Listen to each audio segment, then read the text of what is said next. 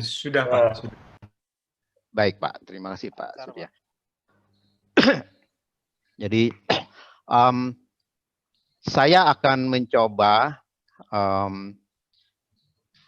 semampu kami untuk memberikan sumbangan saran dalam perumusan kerangka konseptual dan praktik empiris desain pemodelan simulasi terkait evaluasi pengaruh bangunan air dalam water management pada sebuah kesatuan hidrologis gambut berbasis level unit respon hidrologi. Jadi penekanannya nanti akan dari riset sederhana kami sebelumnya, penekanannya nanti akan kita dorong bagaimana sebuah KHG yang masih berbasis level unit hidrologi makro itu kita dorong untuk menjadi level unit yang meso atau bahkan mikro. Nah, implikasi daripada level itu akan menurut hemat saya akan banyak membantu kita untuk bagaimana mengelola kesatuan hidrologis gambut ini. Kira-kira seperti itu, Bapak Ibu. Saya akan di bagian awal saya akan mencoba bercerita tentang unit respon hidrologis tersebut. Lalu di bagian yang kedua saya akan coba tunjukkan sedikit pengalaman kami tentang analisis hidrologi dan pemodelan yang kami sintesa dari pemahaman kami tentang riset sederhana, pemodelan simulasi pada KHG tersebut. Dan berikutnya adalah rekomendasi yang saya harapkan akan bisa membantu paling tidak menstimulus, memecahkan beberapa keinginan kita dalam menangani KHG ini. Kira-kira seperti itu garis besarnya. Baik, Bapak Ibu, sementara ini kita berbicara tentang kesatuan hidrologis. Dan KHG yang kita bicarakan itu tadi masih bersifat makro. Contoh ini KHG Kahayan Sebangau. Jadi riset kita memang betul, saya setuju sekali. Dan apa yang disampaikan oleh Pak Surya, juga tadi Pak Profesor dari KMS Troper, bahwa kita masih berbicara dalam skala makro dan parsial. Nah, oleh karena itu saya pikir bagaimana kita memulai. Saya ingin menyampaikan bahwa dari skala makro tadi kita harus detailkan ke dalam skala meso. Mungkin berupa subdas atau sub KHG atau apapun namanya, dan dalam skala mikro. Jadi kalau saya gambarkan secara spasial, meso dan makro itu kira-kira dalam bayangan saya adalah seperti ini. Jadi ini KHG, lalu ada pembatas-pembatas topografi yang bisa kita jadikan dasar untuk menetapkan KHG itu dalam skala meso, yang dalam hal ini di dalam riset kami itu kami buat baru menggunakan variabel topografi, di mana KHG ini akan bisa kita breakdown menjadi skala meso berupa bagian-bagian kecil sebagai unit manajemen dalam kaitannya dengan kegiatan kita terkait dengan 3R. Nah, dari skala meso ini kita bisa breakdown menjadi skala mikro. Nah, pemikiran ini sebenarnya tidak terlalu luar biasa dan tidak rumit. Ini sebenarnya terinspirasi dari pemahaman kita tentang bagaimana menyusun rencana pengelolaan das terpadu yang dulu sering kita lakukan. Nah, saya mau kembali ke sini. Unit respon hidrologi yang pada level makro dan mikro ini yang didelineasi berdasarkan fase topografi dan atau variabel lainnya yang bisa kita gunakan untuk tujuan manajemen kita. Lalu levelnya tadi bisa level dari yang makro ke meso dan mikro yang tadi sudah saya gambarkan. Kemudian unit hidrologi ini terutama yang meso dan mikro itu bisa menjadi acuan dalam penentuan letak sekat kanal indikatif dan jumlah prediktif dari sekat kanal itu. Jadi kita ingin sebenarnya berkontribusi bagaimana meletakkan sekat kanal dalam perspektif yang didasarkan kepada pemahaman biogeofisik dari kegiatan perencanaan awal. Jadi dengan menggunakan HRU, dengan menggunakan pembatas topografi, dengan menggunakan perangkat lunak, kita bisa memodelkan, menetapkan itu semua. Lalu unit respon hidrologisnya atau HRU dapat menjadi acuan penempatan dan penentuan jumlah ideal alat ukur tinggi muka air terhadap tinggi muka tanah. Kalau kita melihat sebaran alat ukur tinggi muka air yang selama ini ditempatkan, baik penempatan dan jumlahnya mungkin karena banyak faktor pembatas dan menggunakan melihat prioritasnya, maka peletakannya itu diletakkan seperti yang ada sekarang. Tetapi kalau kita memang mau ideal, harusnya dengan mengacu kepada unit respon hidrologis tadi atau HRU tadi, kita bisa menentukan itu. Nah, kemudian unit respon hidrologi dan atau hidrologi respon unit tadi sebaiknya kita klaster dengan klaster analisis untuk mendapatkan dengan menggunakan beberapa variabel utama yang bisa kita pilih dan kita tetapkan untuk mendapatkan klasterisasi dari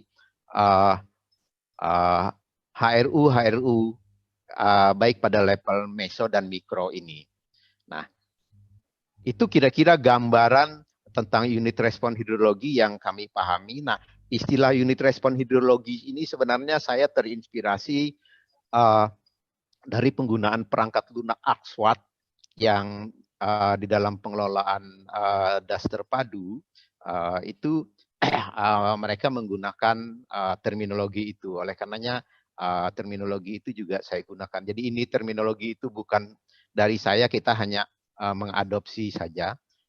Berikutnya, Bapak Ibu, bagaimana unit respon hidrologis itu kita buat?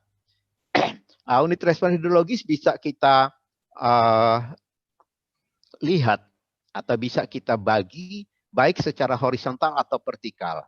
Kalau secara horizontal, kita bisa dapatkan gambaran seperti ini tadi. Berarti berdasarkan sub-subnya dasnya, kalau ini KHG kita delineasi, kita akan bisa mendapatkan unit respon hidrologis skala meso secara horizontal. Tetapi kita juga sebenarnya bisa menetapkan unit respon hidrologis tadi secara vertikal.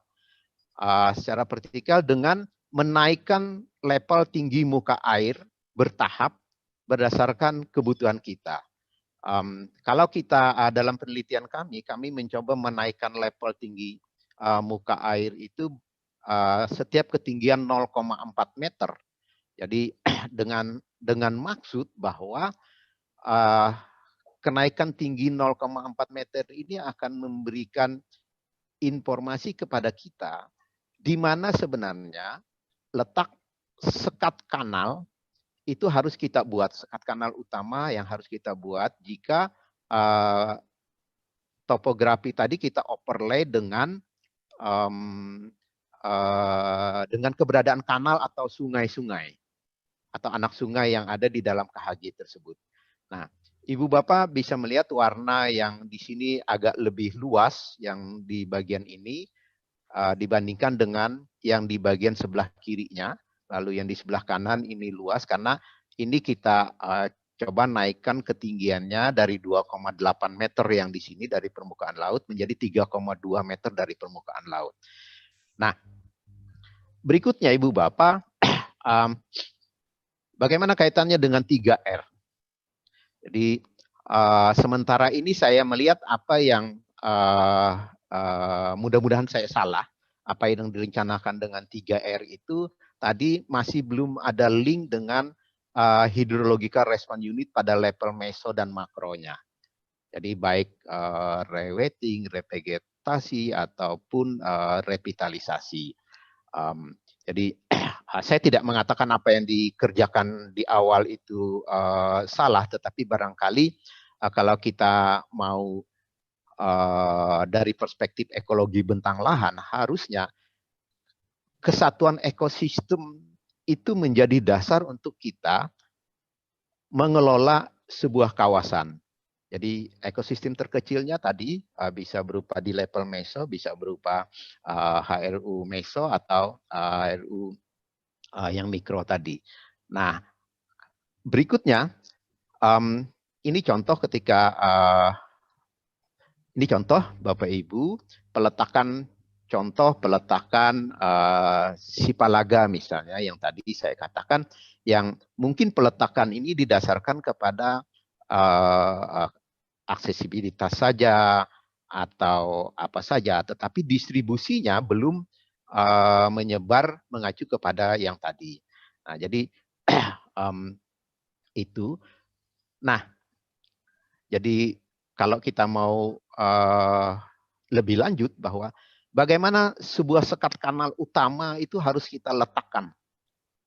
Dan bagaimana sekat kanal bantu itu kita letakkan. Selama ini dalam prakteknya kita meletakkan dengan posisi yang seperti ini, yang mungkin dengan berbagai pertimbangan bahwa peletakannya itu berada pada titik-titik yang ini, seperti ini.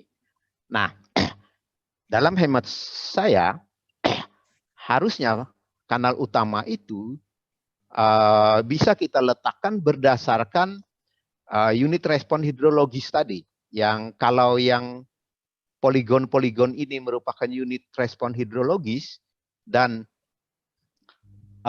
ini saya ambil contoh, ini saya sementara menyebutnya yang berwarna biru, poligon berwarna biru ini, kebetulan ini adalah di daerah Sufdas Pilang, unit hidrologis horizontal di Pilang. Ibu Bapak bisa lihat. Dalam pemahaman saya bahwa harusnya letak sekat kanal utama itu dalam bahasa yang sederhana harusnya bisa mengurung air yang ada di dalam unit respon hidrologis skala meso ini. Oleh karena itu, harusnya kita, kalau ini adalah kanal Ibu Bapak, mudah-mudahan bisa dilihat, ini kanal, ini yang ini juga kanal-kanal. Nah, harusnya kalau kita overlay unit respon hidrologi poligon yang berwarna biru ini dengan keberadaan kanal, harusnya sekat kanal utamanya suka atau tidak suka, mau atau tidak mau berdasarkan kondisi biogeofisik, harusnya kita letakkan di bagian ini, di sini, di sini, di sini, di sini, pada bagian-bagian yang kita nilai bisa menutup, mengurung air yang ada. Jadi ini contoh yang di Pilang, ini contoh yang di daerah Garung misalnya, Sufdas unit hidrologinya seperti ini, prinsipnya sama. Ini juga yang di Kalawa juga sama sebenarnya. Jadi kalau kita lihat Ibu Bapak melihat yang warna kuning-kuning ini selama ini masih meskipun dalam tahap rencana, kebetulan saya dapat SHP filenya itu diletakkan di sini, hampir tidak pernah ada yang berada di daerah-daerah ujung-ujung ini. Contoh misalnya ini yang berwarna biru, ini unit respon hidrologinya, sementara ini kanal utamanya dan ini kanal utama pembantu. Harusnya kita bisa meletakkan mereka pada posisi yang bagian ini. Nah, demikian juga alat ukur tinggi muka air yang secara telemetri sekarang harusnya kita letakkan di sini sehingga data yang kita dapatkan itu akan bisa kita analisis untuk merepresentasikan kondisi KHG tersebut dalam unit-unit yang lebih kecil dalam skala meso. Nah, baik Ibu Bapak, berikutnya ini contoh misalnya simulasi penaikan tinggi muka air dari 2,4 yang di sini 2,8 yang secara vertikal sampai 3,2. Ini kalau kita simulasikan kira-kira sebarannya seperti ini. Yang menarik sebenarnya dengan pemahaman kita dengan simulasi tinggi muka air ini, kalau kita mau mengembangkan aspek lain dalam revitalisasi, itu kita bisa menjadikan lokasi-lokasi ini menjadi lokasi-lokasi indikatif untuk kegiatan pengembangan paludikultur misalnya dalam rangka revitalisasi atau dalam rangka revegetasi. Jadi menurut saya pemahaman kita tentang unit respon hidrologi ini dan pemodelan dan simulasinya akan bisa membantu kita untuk mendorong kegiatan 3R secara terintegrasi tadi, baik dari aspek hidrologinya, aspek revegetasi dan juga revitalisasi. Nah, sementara ini kita mohon maaf kalau saya salah. Sementara ini kita masih bersifat parsial. Nah, mudah-mudahan pemikiran ini juga bisa menjadi dasar masukan yang berguna bagi kami Stropper dalam mensintesa hasil-hasil riset kita.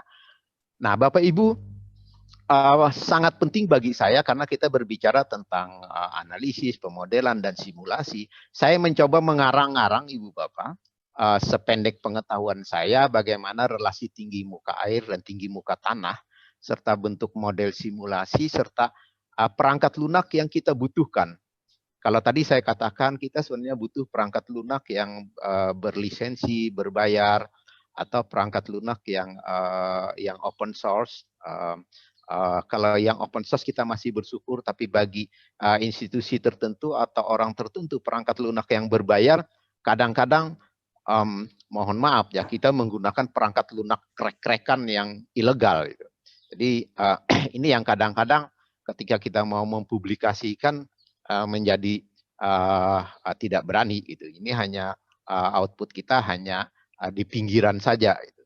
Nah, Ibu Bapak, ini kira-kira gambaran kalau datanya temporal atau temporal time series atau full time series dengan durasi panjang, lalu ini pemodelannya baik yang statis atau pemodelan yang dinamis, misalnya kira-kira seperti ini perangkat lunak yang kita gunakan. Dan sebagian besar, hampir keseluruhan dari perangkat lunak ini kami gunakan ketika kami membuat riset di tahun 2018 sebagai mitra dari BRG. Nah, ini contoh ketika kita memulai membuat riset Bapak Ibu sebagai gambaran, ini contoh pemodelan atau simulasi yang kami lakukan. Nah, mohon izin saya stop dulu ini, saya akan mau menunjukkan kepada Bapak Ibu gambaran simulasi yang tahun 2018 kami buat. Ini sebagai informasi. Nah, kira-kira ini adalah simulasi 2 dimensi dengan menggunakan perangkat lunak HEC-RAS di dalam sebuah sub KHG yang pada waktu itu belum kami buatkan terminologi berupa unit respon hidrologi seperti yang tadi saya jelaskan. Bapak Ibu, dalam riset ini kami menggunakan simulasi pada kanal yang sudah terbangun. Tetapi bagaimana mensimulasikan kalau kanalnya belum terbangun? Jika bukan kanal, sekat kanal. Ini kanal, kalau sekat kanalnya belum terbangun, bagaimana melakukan itu? Nah, pekerjaan pertama adalah memanipulasi topografi di unit respon hidrologi itu dengan menaikkan tinggi muka tanahnya yang kita asumsikan itu mirip atau kurang lebih dengan sebuah sekat kanal. Nah, saya sebenarnya ingin mengembangkan riset tadi. Jika HRU-nya sudah kita dapat, kita delineasi, lalu untuk membuat sekat kanalnya dalam skala perencanaan, kita bisa memanipulasi ini dulu, kemudian kita simulasikan seperti ini. Bapak Ibu sebagai contoh misalnya, yang ini kita naikkan. Nah, kita bisa lihat ketika ada sekat kanal di sini yang kita simulasikan, lalu distribusi air akan kelihatan terhalang. Kalau Bapak Ibu bisa menangkap gambarnya, sampai pada situasi tertentu ini akan terhalang di sini, dan dengan demikian kita berharap dapat melihat bahwa ada efektivitas sekat kanal yang kita bangun. Nah, lalu berikutnya, kalau kita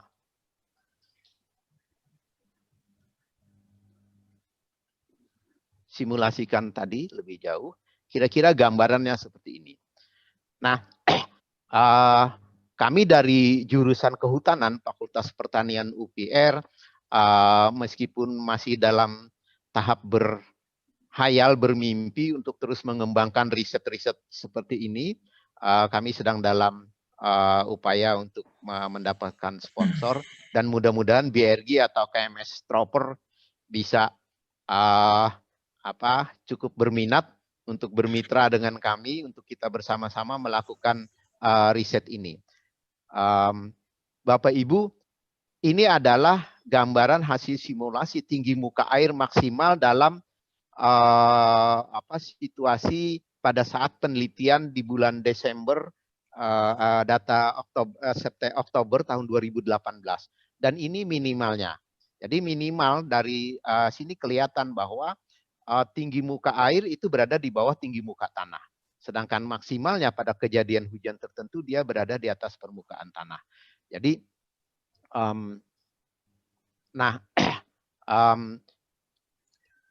jika ini bisa kita lakukan dalam perencanaan penyekatan kanal, ini akan menjadi lebih murah karena kita memverifikasi, mendesain dalam lokasi yang luas, jumlah yang banyak hanya dengan bisa memanipulasi ini. Nah, itu jika model simulasi ini sudah tervalidasi dengan ketepatan dan ketelitian yang tinggi. Jadi kami sekarang memang sedang berupaya untuk mengembangkan bagaimana riset ini bisa divalidasi, bisa bisa memiliki ketepatan dan ketelitian yang tinggi, yang relatif bisa mendekati kondisi real di lapangan. Nah, baik Bapak Ibu, saya kembali ke sini.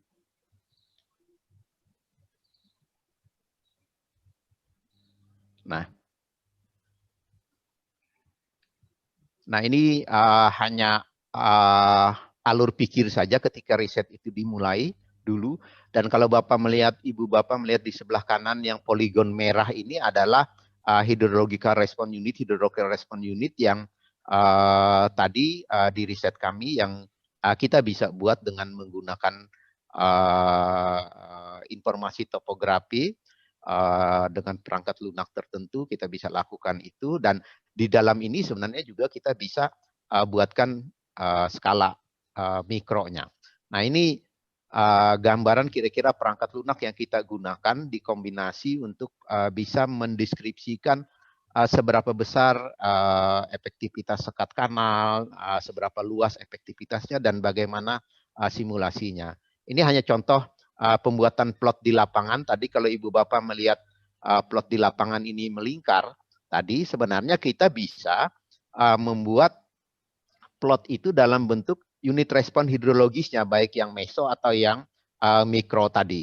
Jadi kalau ini karena riset awal kita menggunakan pola jejaring laba-laba yang melingkar, lalu kita ukur tinggi muka air dari sekat kanal ke setiap arah ini, lalu kita cari model matematikanya, kita gambarkan secara visual ini sekat kanal dalam bentuk 3 dimensi, visual temporal pada poin tertentu. Nah ini kira-kira model matematis yang kita bisa dapatkan dari hubungan antara jarak sekat kanal sesuai dengan jalur tadi dengan tinggi muka air yang ada dengan perbedaan tinggi muka tanah.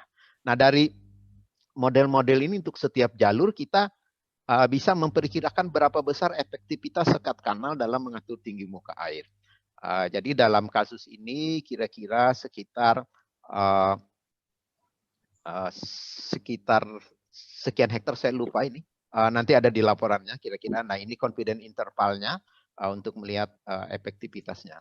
Nah, ini Ibu Bapak gambaran distribusi spasial tinggi muka air di 3 lokasi penelitian yang berdasarkan hasil cross check kami di lapangan. Dan ini tadi adalah bentuk hasil simulasi yang kita tuangkan dalam bentuk spasial yang pernah kita laporkan, yang sudah kita laporkan ke Badan Restorasi Gambut, yang ini kebetulan di Daspilang kami hanya mengambil yang minimal dan maksimalnya saja. Ini lalu ini tadi yang ini adalah contoh yang di Garung yang tadi saya tunjukkan kepada Ibu Bapak sekalian model simulasinya. Nah, saya skip saja kesimpulan hasil penelitian ini karena tentunya ini adalah gambaran. Ya Pak. Ya, saya sudah join ya. Oh ya, Prof. Indratmo, terima kasih. Ya, Prof. Indratmo, selamat bergabung Pak. Oke, ya baik Pak. Silakan Pak Ferry. Baik Pak. Sebagai penutup dari paparan saya, ada 6 rekomendasi yang bisa kami tuangkan berdasarkan permintaan dari Kamis Tropper untuk memberikan poin-poin pemikirannya. Yang pertama adalah, rekomendasi yang pertama adalah KHG sebagai unit manajemen 3R itu masih bersifat makro. Oleh karena itu, KHG sebagai sebuah unit respon hidrologi atau hidrologi respon unit level makro memerlukan penetapan baik pada level meso maupun level mikro. Penetapannya dapat dilakukan dengan mendelineasi antara lain berdasarkan pembatas topografi dan atau variabel-variabel lainnya, di mana level ini bisa kita gunakan untuk sebagai sebuah unit manajemen baik dalam mengelola air, revegetasi dan revitalisasi. Kemudian kalau kita mau lebih baik sebenarnya delineasinya tentu harus menggunakan data topografi yang lebih detail. Kebetulan setahu saya KHG Kahayan Sebangau itu sudah ada data LiDAR-nya oleh BRG, atau paling tidak di daerah-daerah lain kita bisa menggunakan SRTM 8 meter yang sudah dipublikasikan oleh Badan Informasi Geospasial tahun 2018 berupa Demnas. Nah, berikutnya URH pada level meso dan mikro yang dioverlay dengan keberadaan kanal itu dapat dilakukan analisis penentuan letak dan jumlah sekat kanal dan penimbunan kanal indikatifnya, sehingga ketepatan kritikan kajian dan monitoring efektivitas sekat dan karena dapat lebih ditingkatkan. Nah, berikutnya kita perlu melakukan validasi, membandingkan hasil simulasi dengan hasil pengukuran di lapangan. Nah, yang kelima, kita perlu peletakan alat-alat hidrometeorologi otomatis yang lengkap. Saya berharap kalau KMS Proper dengan berbagai jaringannya bisa memobilisasi semua mitranya untuk kita memperbanyak alat-alat ukur tinggi muka air ini, dan kita bisa analisis dengan klasifikasi yang tadi saya coba usulkan antara lain ya. Saya berharap KMS Tropol, Kamis Tropol bisa mendukung itu, dan saya secara pribadi mendoakan mudah-mudahan bisa mendapatkan mitra untuk mendapatkan peralatan, karena sementara ini menurut saya kalaupun sudah ada datanya, kita masih butuh instrumen lebih banyak lagi untuk bisa mendeskripsikan secara lebih baik, lebih komprehensif informasi tinggi muka air dan dinamika dari tinggi muka air, dan bagaimana membuat relasinya dengan aspek-aspek yang lain. Nah, yang terakhir, tentu karena ini masih riset pendahuluan, yang juga pemikiran-pemikiran yang masih belum teruji di lapangan secara lengkap, tentu kita masih memerlukan kalibrasi, memerlukan penelitian-penelitian lebih lanjut, mencari faktor koreksi yang paling tepat, dan menentukan jenis transformasi data yang paling sesuai untuk kita mendapatkan model-model simulasi, model-model analisis, model-model matematis yang memadai di dalam setiap unit respon hidrologi atau unit respon hidrologi pada setiap level, terutama pada level meso dan level makro tadi. Itu kira-kira yang bisa saya sampaikan, Pak Moderator, Pak Surya, Ibu Bapak sekalian, bersamaan dengan paparan penutup paparan ini, saya mohon dukungan doa Ibu Bapak sekalian. Mudah-mudahan kita semua sehat dan kami tetap bisa bekerja meskipun kadang-kadang tanpa mitra. Gitu. Kita mudah-mudahan bisa terus mendapatkan semangat untuk bekerja di riset ini, karena bagi kami orang Dayak, lahir bahkan mati pun kami akan dimakamkan di lahan gambut. Jadi tidak ada cerita kami harus dimakamkan kemana. Dan inilah yang sering bagi orang lain tidak bisa ditangkap situasi kebatinan seperti ini. Gitu.